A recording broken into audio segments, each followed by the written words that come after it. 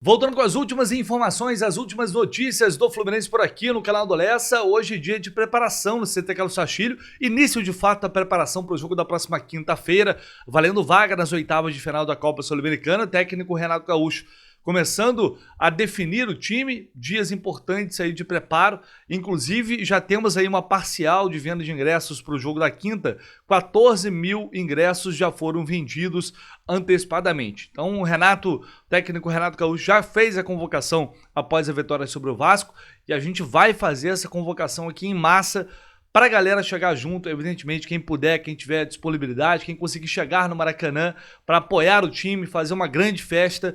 E depois, a próxima fase da Sul-Americana já vai ser uma oitava de final. É uma competição muito importante, sim, apesar de ser bem menos rentável que a Libertadores. Vale não só um título internacional, que o Fluminense não tem, mas vale também uma vaga direta na Libertadores do ano que vem, o que é algo primordial para o Fluminense voltar a disputar a Libertadores após ficar fora esse ano. Então o apoio do torcedor nesse sentido vai ser muito, muito importante. Se você puder deixar seu like, se inscrever aqui no canal também, é aquela ajuda 0800 que não custa nada e contribui demais aqui para o nosso crescimento. Hoje o GE publicou uma matéria bem interessante em relação a números, né? Temos alguns números interessantes, na verdade. Essa matéria publicada aqui pelo GE diz que o Fluminense igualou o melhor começo de Brasileirão da última década. Se a gente levar aqui em consideração somente 2023, o Fluminense teve ali o mesmo aproveitamento, e aí mesmo em anos em que conquistou vaga na Libertadores, como 2020, 21 e 22, o Fluminense não tinha começado tão bem a competição. Isso prova que realmente é uma grande campanha em termos de resultados. Foram apenas 4 vezes na era dos pontos corridos em que teve uma largada superior a essa. Em 2 delas acabou sendo campeão, 2012 e 2010. Então, só para vocês terem uma noção, ano passado o Fluminense fez 17 pontos em todo o primeiro turno. A gente está na 10ª rodada.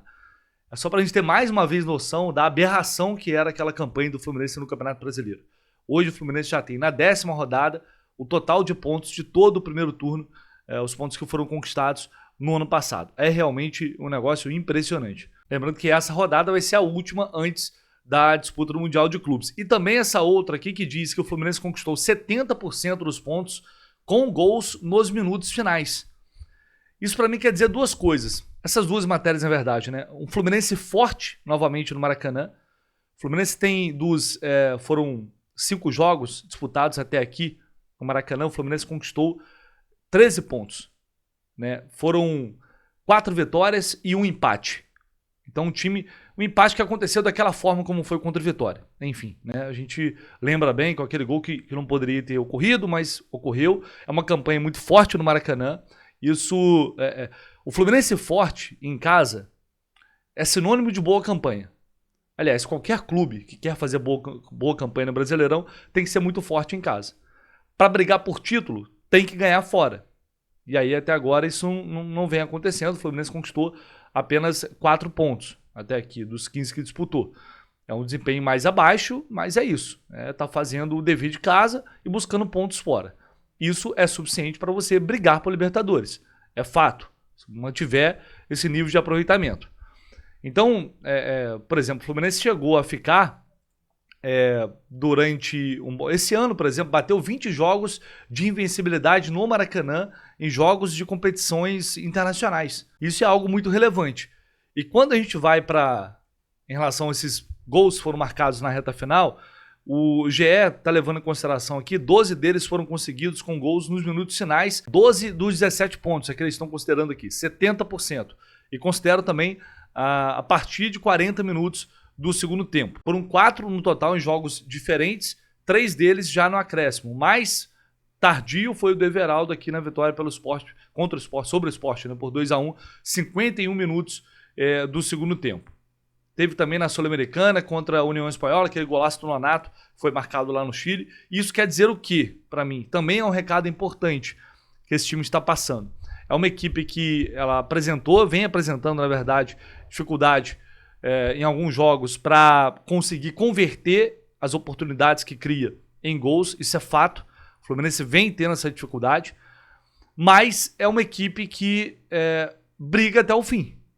É um time que ele tem momentos de menos intensidade, que é algo que a gente vem reclamando, toda aquela história sobre postura, que o próprio Renato concordou, que em alguns jogos faltava um pouquinho mais de atitude, de personalidade ali, o próprio Thiago Silva falou.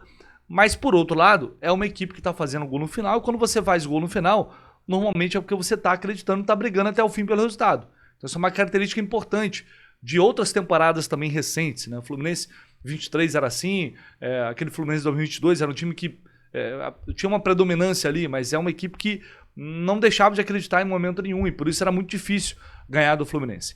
Então, são qualidades, são características de uma equipe que nos animam, né? A partir do momento que chegar mais reforços agora, chegar mais jogadores, encorpar mais esse grupo, são números interessantes que respaldam o trabalho do Renato, sem dúvida alguma, principalmente até agora, esse Mundial de Clubes, a gente não sabe o que vai acontecer, mas como eu venho dizendo, era fundamental ir para os Estados Unidos com tranquilidade, ir para os Estados Unidos sem ter que se preocupar em estar numa zona. Imagina o clima de você disputar uma Copa do Mundo de Clubes, uma competição espetacular contra grandes adversários, e estar na situação que estava no passado, pensando em zona do rebaixamento, aquele clima interno terrível, seria péssimo. Então, para o Fluminense é algo realmente muito bom ir para os Estados Unidos com a cabeça leve e tranquila, pensando em somente representar bem, fazer uma grande campanha lá, dentro daquilo que o time vai poder entregar. E uma outra coisa que chama muito atenção também é a superioridade. Se por um lado o Fluminense está com muita dificuldade para ganhar do Botafogo, que é um negócio bizarro, mas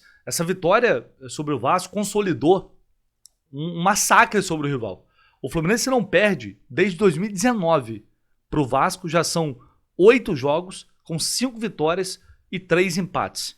Desde o 0-0 com o Vasco em 2019, que o Fluminense de lá para cá não perde. 2020, 2-0, depois 2020, 2-1, 2023, 2-0, 23 também 1-1, 0-0 24, 2-1 e 25, esse ano, né? Esse ano, na verdade, 2 vezes 2-1.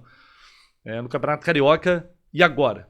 Isso também é importantíssimo. No geral, os números do Fluminense nos clássicos caíram bastante. No início da gestão do Mário, era uma superioridade absurda, os números eram absurdos. Depois o Fluminense foi priorizando competições mais importantes e os clássicos não é que perderam valor, mas teve que poupar em muitos jogos, teve que flexibilizar, e aí esses números foram caindo. Mas em cima do Vasco é realmente um massacre total desde 2019.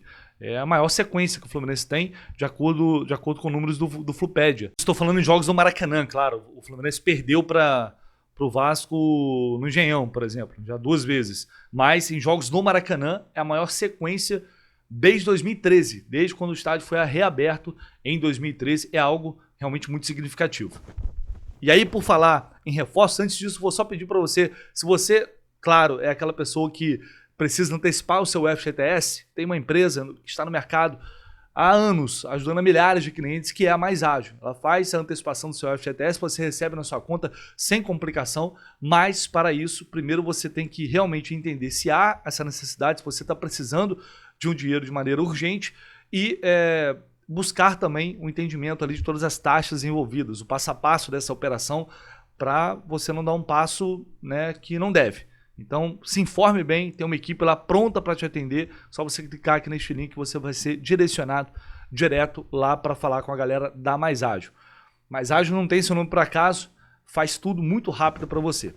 Bom, eu vou entrar nesse assunto reforços agora, porque hoje até os amigos lá da Central Fluminense, eles publicaram que o Fluminense já está no mercado buscando a contratação de um jogador de lado de campo, um atacante de lado, que é uma das prioridades do clube nesta janela de transferências.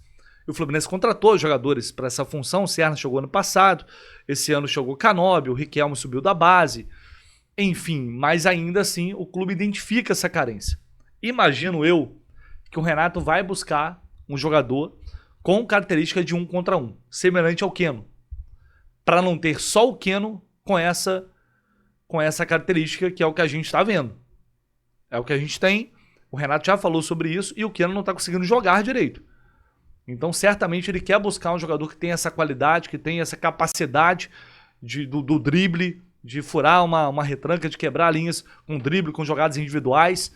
Não é fácil acertar no mercado com jogadores assim, mas é uma das prioridades que o Fluminense tem no momento, sem dúvida alguma.